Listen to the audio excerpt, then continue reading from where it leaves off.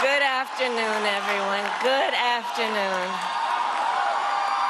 Good afternoon. Good afternoon. Thank you all. Thank you, thank you. Thank you, thank you. So let me say, and I love you back, and I love you back. So let me say, my heart is full today. My heart is full today, full of gratitude for the trust you have placed in me, full of love for our country, and full of resolve. The outcome of this election is not what we wanted, not what we fought for, not what we voted for, but hear me when I say, the light of America's promise will always burn bright. As long as we never give up, and as long as we keep fighting.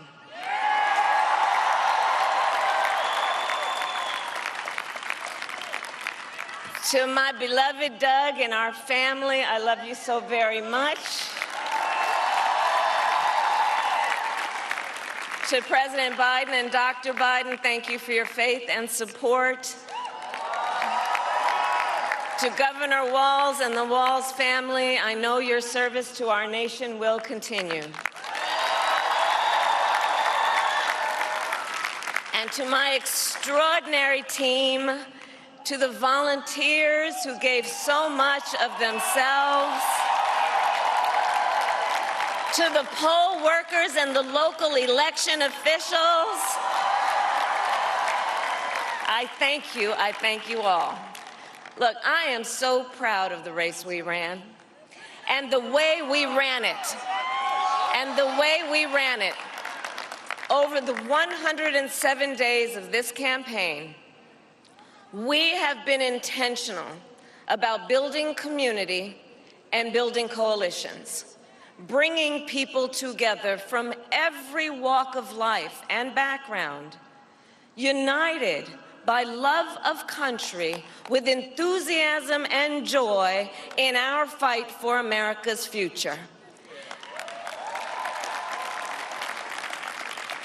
And we did it with the knowledge that we all have so much more in common than what separates us. Now, I know folks are feeling and experiencing a range of emotions right now. I get it. But we must accept the results of this election. Earlier today, I spoke with President-elect Trump and congratulated him on his victory. I also told him that we will help him and his team with their transition, and that we will engage in a peaceful transfer of power.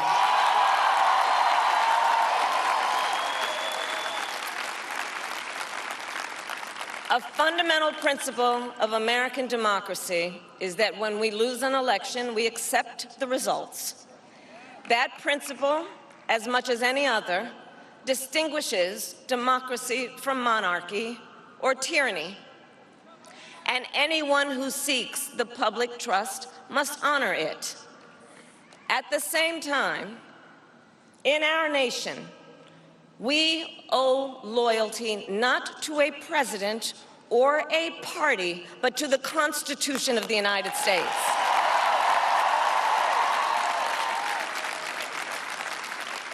And loyalty to our conscience and to our God. My allegiance to all three is why I am here to say, while I concede this election, I do not concede the fight that fueled this campaign.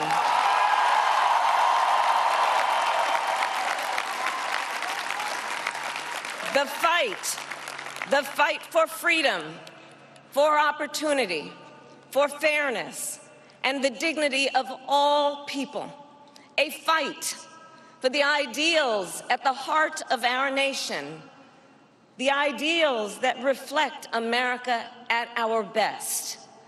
That is a fight I will never give up.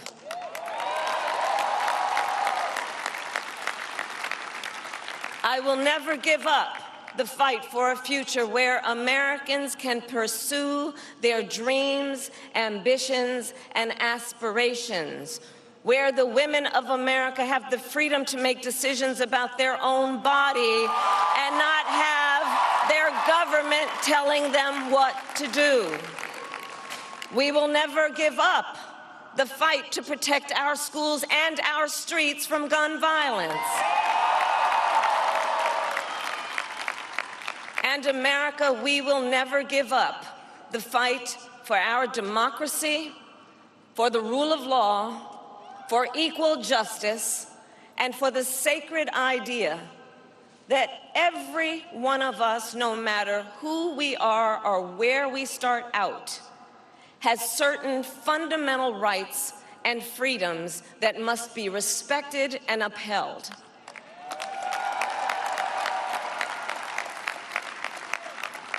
And we will continue to wage this fight in the voting booth, in the courts, and in the public square. And we will also wage it in quieter ways, in how we live our lives, by treating one another with kindness and respect, by looking in the face of a stranger and seeing a neighbor, by always using our strength to lift people up, to fight for the dignity that all people deserve. The fight for our freedom will take hard work, but like I always say, we like hard work.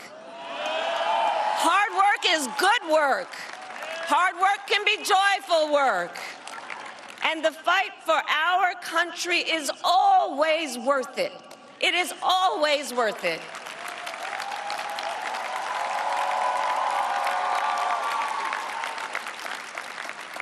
To the young people who are watching, it is,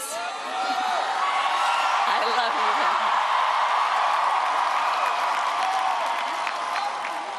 you. To the young people who are watching, it is okay to feel sad and disappointed, but please know it's going to be okay. On the campaign, I would often say, when we fight, we win. But here's the thing. Sometimes the fight takes a while. That doesn't mean we won't win. That doesn't mean we won't win. The important thing is don't ever give up. Don't ever give up. Don't ever stop trying to make the world a better place. You have power. You have power. And don't you ever listen when anyone tells you something is impossible because it has never been done before.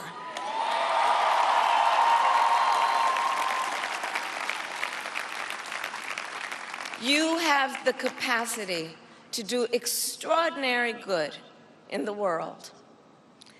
And so to everyone who is watching, do not despair. This is not a time to throw up our hands. This is a time to roll up our sleeves. This is a time to organize, to mobilize, and to stay engaged for the sake of freedom and justice and the future that we all know we can build together.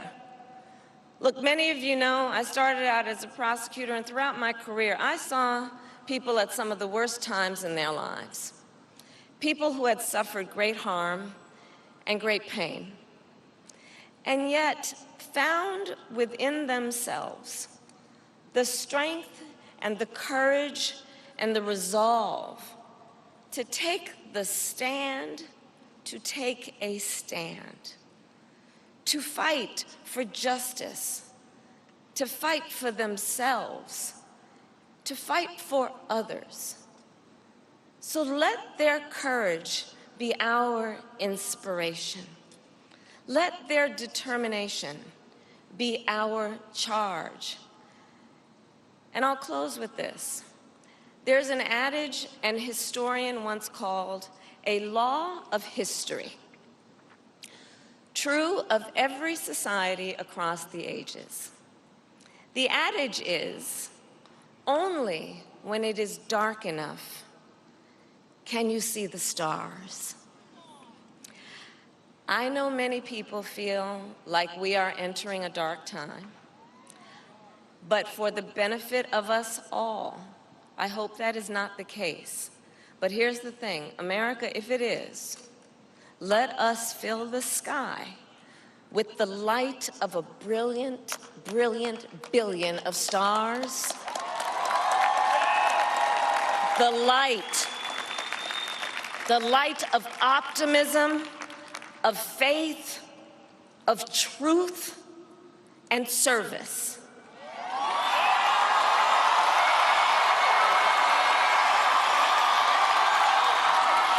HU.